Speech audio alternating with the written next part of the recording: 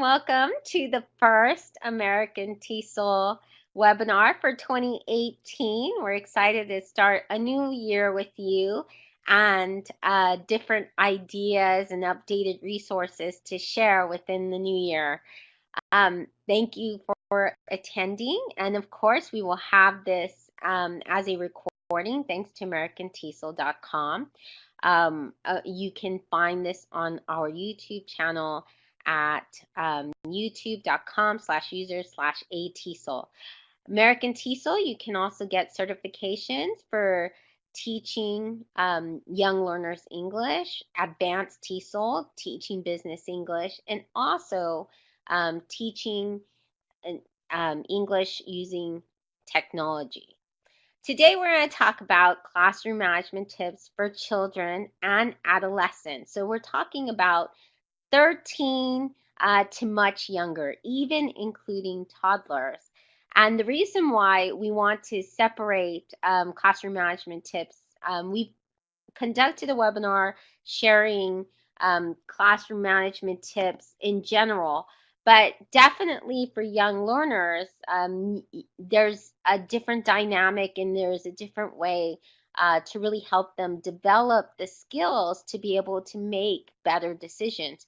And that's what should be the focus when we talk about young learners, because they're developing, and at the moment they don't really know much better. They need someone to show them how to do better. And so and to also encourage them and motivate them.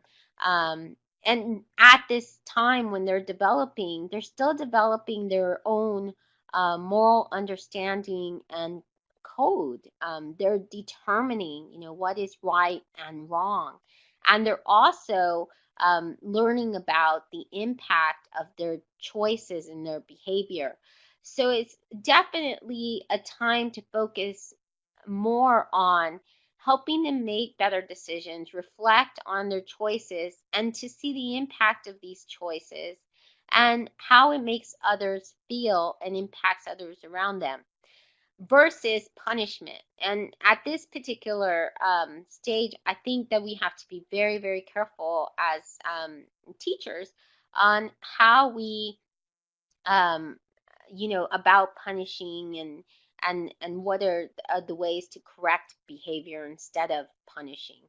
And so we're going to give you some tips because I know children have quite a lot of energy, and that can be one of the reasons why they are speaking out loud, running around the classroom, climbing up the walls, which has actually happened to me in a particular classroom setting, and doing hitting someone, or maybe they're crying, or so depending on the behavior. There can be all sorts of reasons, but one of the reasons might be because they have sat too long, they have some pent up energy and they need to get it out. There are several other reasons why children might not be listening or respecting the classroom rules. This could be because at times they could be tired. I know, especially with young learners, with very young learners, toddlers, when I had behavior problems with 4-year-olds, 5-year-olds, 6-year-olds, it was because they hadn't taken a nap, or they had just woken up from their nap and hadn't gotten enough rest. And that really led to them not being able to concentrate and participate in the classroom as they usually did. It could be that they're experiencing something that's very new to them. I have worked with young learners whose parents are getting a divorce, and they act out after that, and they're trying to struggle with things that are happening in the house. It could be that they have a learning disability or a learning need. A lot of times when you have very young learners, 4, 5, 6, there's a lot of it's still that time when they haven't been properly diagnosed. You might have a student that has ADHD or even autism that hasn't been detected yet. And so that's important to look for. It's important. And usually you'll be able to see if you notice certain patterns of behavior, if you notice certain repeat behaviors. If you notice, for example, I had one student, and the way that I was able to determine that he had a learning need was that he would always walk around the classroom and take a black or take a pen and mark out every single uh, vowel in the posters that I put up. So if you notice repeat behavior, then that might signify that that student, you may have to take it to a counselor or someone that specializes in learning needs and point that out if you notice repeat behavior. It could also be that they're hungry. If students aren't well nourished, they really do need their basic needs, children, and that really impacts their behavior. Eating correctly, depending what they ate, if they ate a lot, if they had some sugar, that could be another reason. We know that children usually go have a plateau effect where if they've had some sugar, if you've awarded them with candy, you may want to watch out for that because they could get really, really hyper for some children and then they crash. They get so tired and can't concentrate. So there's so many reasons. And another could be because they don't understand, especially when you're working with young learners, especially when they're very shy and they're still finding their voice. And some of them aren't really used to asking for help or know how to admit that they don't understand, then they could begin acting up because of this. So it's important to definitely go back to some developmental theories and also to study what kind of developmental needs your learners are experiencing and what their needs are. This depends on their ages. You see, like Piaget and Erickson, who describe, general descriptions for the ages. A lot of there's been some debate whether this type of development is universal, but definitely it has it gives you something to think about. It really helps you to pay attention to behavior and gives you some kind of direction when it comes to knowing about the development of for example, adolescent brains, teenage brains, and how sleep impacts that, how their attention span, and that could really help you manage your classroom, because if you are able to plan lessons that really meet the attention span and the developmental needs of your students, then that will minimize how being off task, and also as some other behaviors that might occur when we so I'm going to give you a few tips when working with young learners. One of the tips, and a lot of these I've learned from my over 20 years of teaching in the classroom by making mistakes. And so this is the experience I want to share with you. When working with young learners, they really do, the younger they are, the more they feel your energy. If you're in a bad mood, very young learners will really respond to this, or if you're distracted, or so it's good to put everything behind and to really walk in with a positive attitude and with confidence, and to be able to communicate and express when you don't feel if you're a little ill or under the weather. There are ways that we can express this to our students. If something tragic happened, you can, and you're still it's if you walk in a classroom, you students understand if you say, I'm feeling sad today, and if they ask why, say, just it's just sometimes we feel sad. There's some days we feel sad, and so that's important to communicate, because if we walk in with a positive attitude and or sometimes when we don't feel like that positive attitude, and we express it, then we're teaching children how to communicate with us. We're letting them know it's okay to communicate with us and let us know when they're feeling angry, when they're feeling sad, when they feel frustrated. And that will help with classroom management as well. When you are looking to put yourself in a better mood and to put, whatever it is that we've experienced, of course, life gives us plenty of experiences that challenge us. And being a teacher in general just really can be stressful as well. So it's good to be able to make an effort to relax. And that sounds kind of like an oxymoron, but definitely teachers need to be proactive about relaxing. um, Determine what is the way that you best relax, that you're best at peace.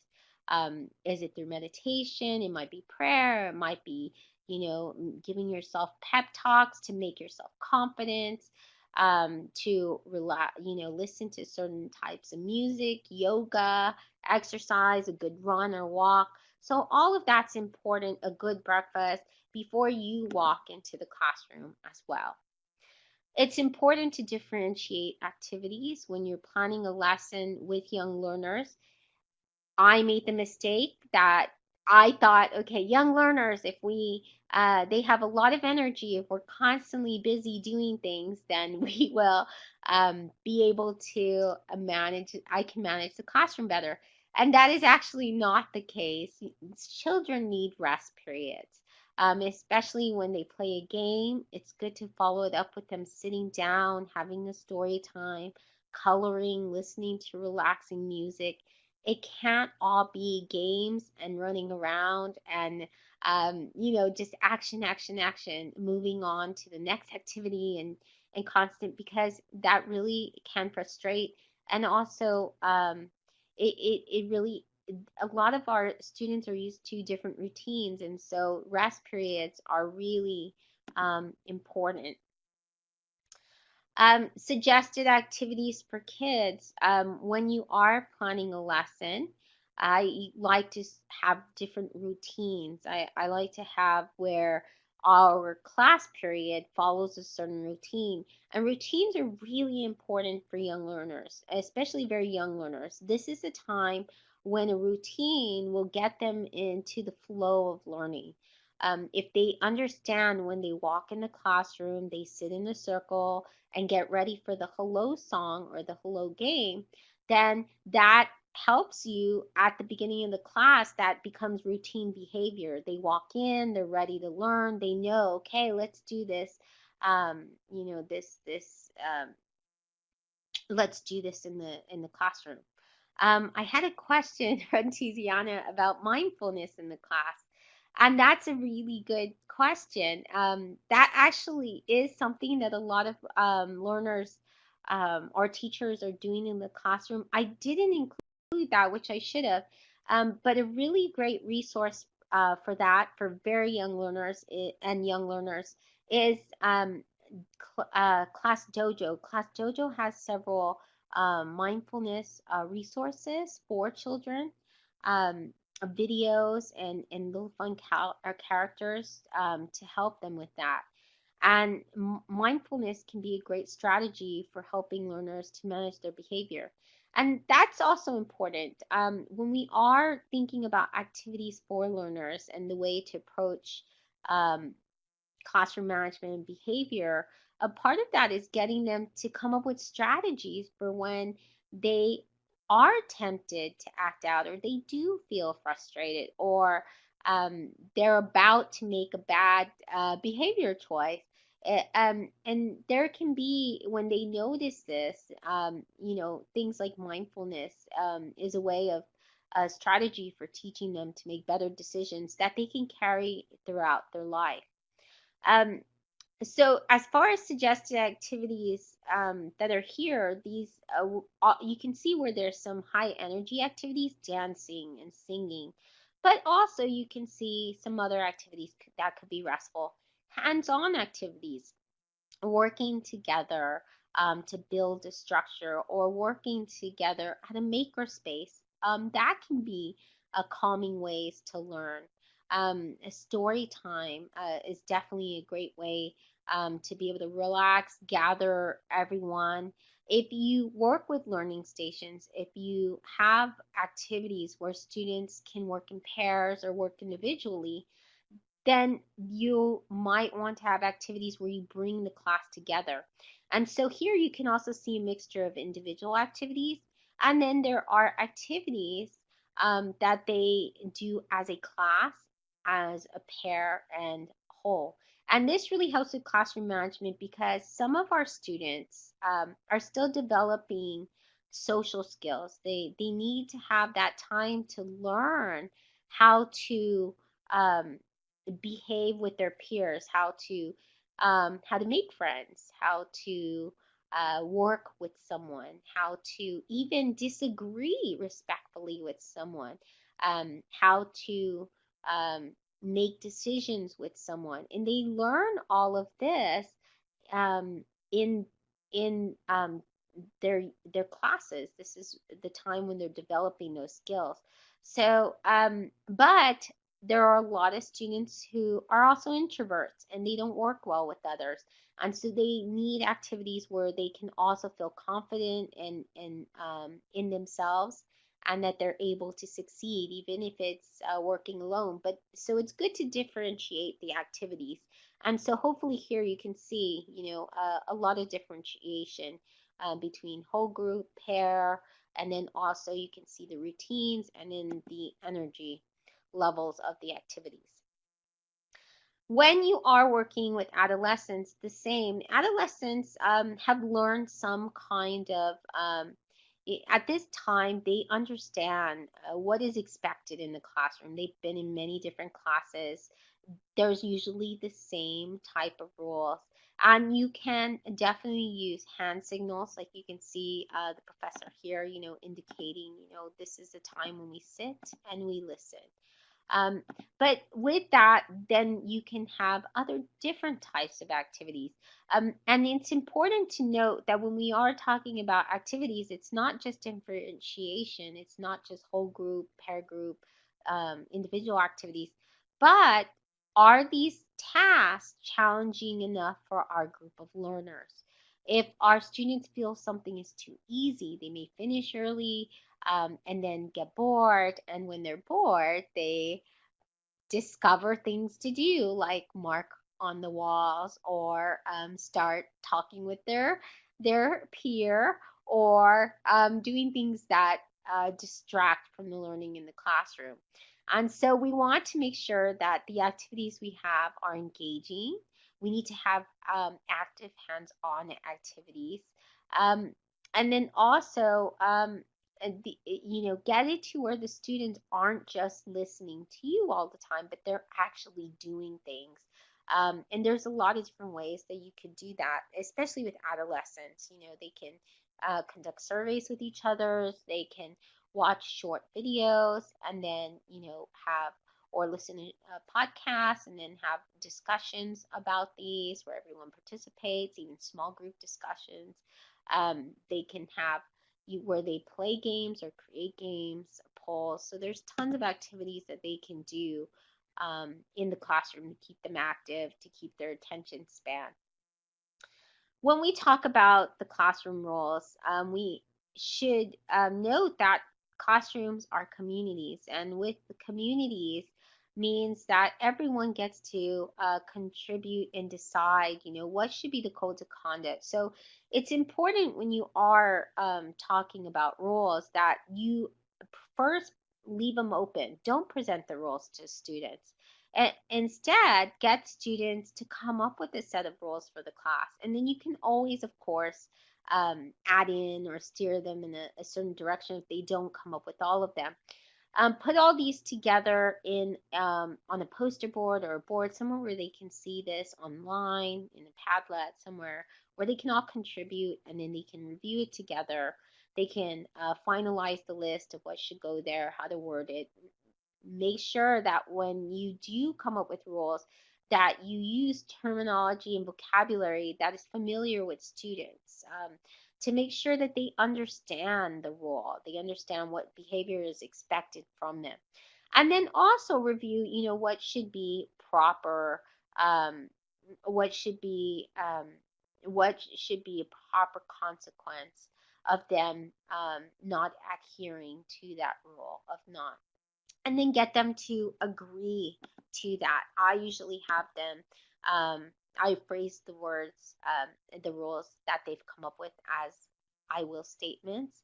And this becomes their code of conduct that we all use, so that way we can make sure learning is optimized in the class. Because with students, it's important to use language that they understand the reasoning behind certain rules. For example, we can gather them together and talk about how we want everyone to succeed, the whole entire class community. And if we want everyone to succeed and learn the best way they can, then in the classroom, there are certain types of codes of conduct we need to follow that will impact that. For example, arriving on time, and then we can ask students to come up with reasons why it's important, how that, if they're tardy, how does that negatively impact not just their learning, but negatively impacts the learning of all of those in the classroom.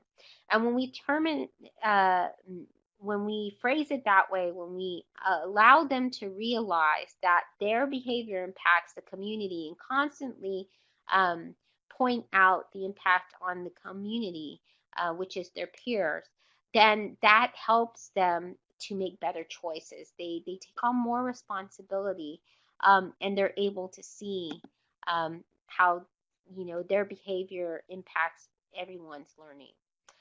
Um, and that's a good point as well. Peggy George points out that sometimes it's the parent's fault the child is late to school. And that is something that we need to be able to discuss and be able to have students share. And if that's the case, we, want to, and that's another webinar we have, which is how to communicate with parents effectively. And so that's a parent conversation.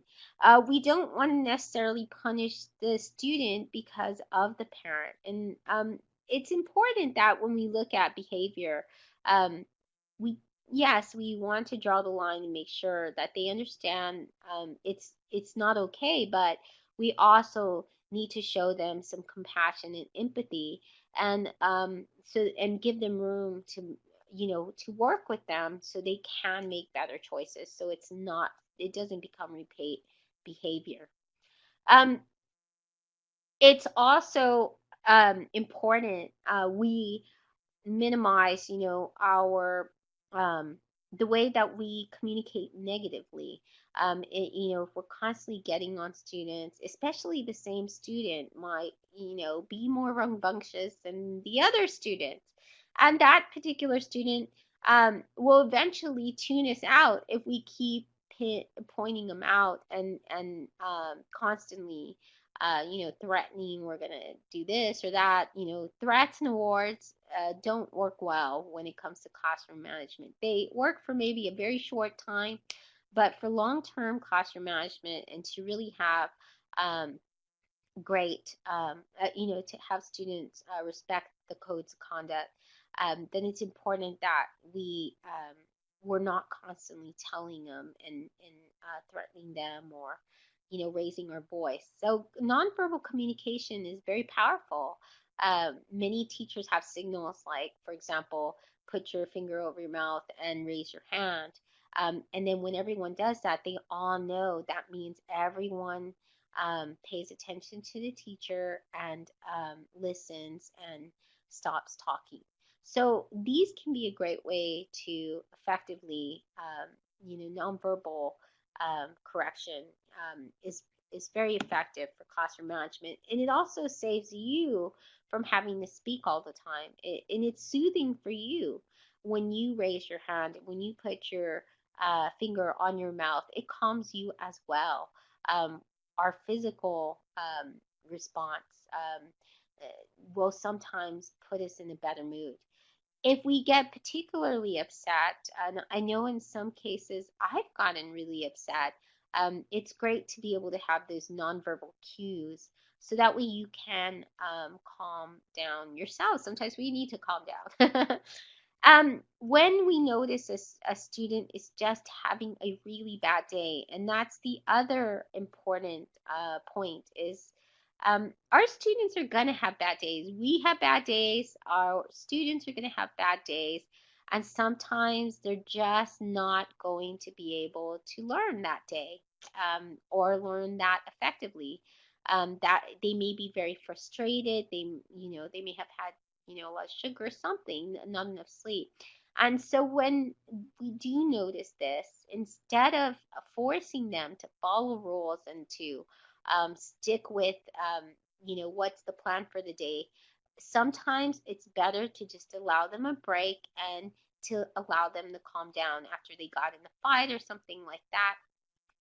It's not reinforcing or showing that we still have a talk with them. We still let them know um, and try to figure out, when they're having a bad day, or notice this, better ways to deal with this. And so, taking a break and letting them do something calming helps you as a teacher, helps the learning continue, and also gives you time to be able to go talk with them later and figure out an action plan. And that's really one of the most important tips for classroom management with young learners is we need to have a talk with them about their actions, get them to reflect on the actions instead of just doling out punishments. It's really good for them if you have taught them, as Tiziana pointed out, and she shared some resources for mindfulness. If you have taught them, those strategies, then this is part of getting them to reflect on their actions and their behavior, and pointing out those strategies. Oh, maybe right now is a time for you to do, to start meditating, or whatever the activity it is, or that you've reviewed. So what do you do when students act up? Let's say that it's another bad day. Students, and I've had days when students have climbed the apparatus on the walls where we hung things, and where they've flown airplanes and ran around. When this begins, call a break. Make sure that you're in a calm mood. Make sure you're not, take a few seconds to, get yourself together, get more confident, and then, maintain expansions and get back to the learning. So when you maintain expectations, gather the class together, do something calming. So if they're running around and you've lost that control, take a break, get them to regroup as a class, sit down. And then, when you have everyone sitting down, then we can talk about, they can talk about, you can talk about, the expectations, the codes of conduct, remind them that they agreed to these codes of conduct, and then get back to the learning. Okay, so it's okay. You're going to lose control of the classroom sometimes, and to be the important part is to make sure that happens less often. And the way to do that is to take control. Take a second or two, be able to regroup yourself, get that confidence, and then, get students to calm down and then address, the behavior problems. It's really important to partner with parents when working with parents. If the parent likes you, then the parent's going to be at home encouraging their child to respect you, to make sure they're doing the best in your class. If the first communication you have with parents is, their child's in trouble, and parents stigmatize you as not liking their child, then you're going to have a tough time, because anytime the child acts up, the parent's going to say, oh, it's because the teacher doesn't like you. And what that means is that's excusing the child's behavior. So it's important that we have a positive, the first interaction with parents be positive. Let them know we are excited about teaching everyone, every single child in that classroom. And, to let them know you will, when the it occurs that, perhaps someday, there is a problem that you are willing to work with them to find a solution, a plan, so that way they can develop skills to manage their behavior and make better decisions. And when you come and communicate like that with parents, then um, they they they see the benefit of that, and they want to reinforce that at home. There are great tools. I mentioned Class Dojo for mindfulness resources. It's also a great parent communication tool. Remind is the one that I use that I think is really effective. Selly and Gath. And you can go to shellyturtle.com/parents to find out more about different ways of communicating with parents. Changing the environment, students don't do well when they sit in desks in rows for long periods of time. So change it up, make it colorful, make it the kind of classroom environment students want to have fun, play, and learn with. And also, when you have learning centers and stations, then students understand, where to go. When they at a certain space, they understand what kind of learning is going to happen there. And that's why learning stations or learning centers are so important, because when you need them to work effectively in groups, then they have a space for that. And the space really encourages that when they need time to be separate from the group and work on a project. So that's really, really important to have all of these set up so they can understand with this learning space, the learning space also motivates their behavior. Other ways to manage this, especially when you're working with technology, well, activity logs. What did the student do at the learning station that day? Have, as they get older, 7, 8, 9, and older, that you can have station leaders, those who are responsible to make sure everyone puts up and cleans up, make sure everyone signs the log, and make sure they're taking care of the station. To do that, you can use calendars, like Google Calendar is a great way to be able to list, who's the station leader, and give each of them responsibility. That's one way to teach leadership, and also to get students to take on more leadership roles, is let every single one of them be responsible for a station. This also helps you. This alleviates your, this can really help you. You can't be monitoring every station at once. And so it's important that you have students there to help you out. And students love to help. The younger, the more they want to help. Students get a lot of satisfaction from helping adults. So I think it's really, really great. And yes, have job rotations, as Peggy George mentions. Rotate those different roles so students are able to learn them, and they can repeat those roles. Especially if you don't have that many number of students, they can definitely repeat throughout the year, and they'll get better and better playing that leadership role or that role. There's the cup system. When students are working in groups or working on a project, they know when you're facilitating and going around from group to group or student to student, if they put a yellow cup, then everything's fine. So that's what's usually the top cup, is the yellow cup, because we're assuming everyone's okay until they run into some trouble. We're through. What should we do next is blue if they're bored. I tend to already, learning stations really helps with that, because once they finish an activity, they know, okay, go on to the next station or perform the next task. Red is there's Mayday, Mayday, we have a problem, SOS. And if you wear a scarf, a lot of teachers wear a scarf to indicate, hey, I'm helping someone else, but I'll get to you as soon as I'm finished with that. Their digital badges are a great way to really also promote positive behaviors in the classroom. With a digital badge, I use Credly. I think Credly is a great system, but there's lots of them. We actually have a webinar on digital badges, so you can learn more about that. But you can have students give each other badges, and then you can give badges for leadership skills, for helping another student, um, for cleanup. So you can give badges for a lot of different things, which really promotes the behaviors you want more of inside the classroom. You can find more information on our webinar about digital badges, and students love badges, especially young learners, because for them, it's a lot like gaming or the games they play online. And so you can find more resources there.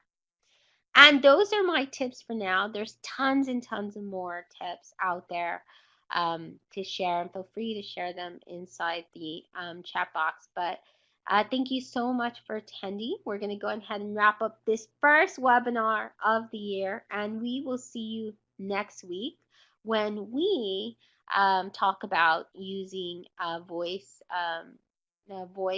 activation, voice activated helpers or virtual assistants like OK, Google, and Siri and Alexa inside the classroom.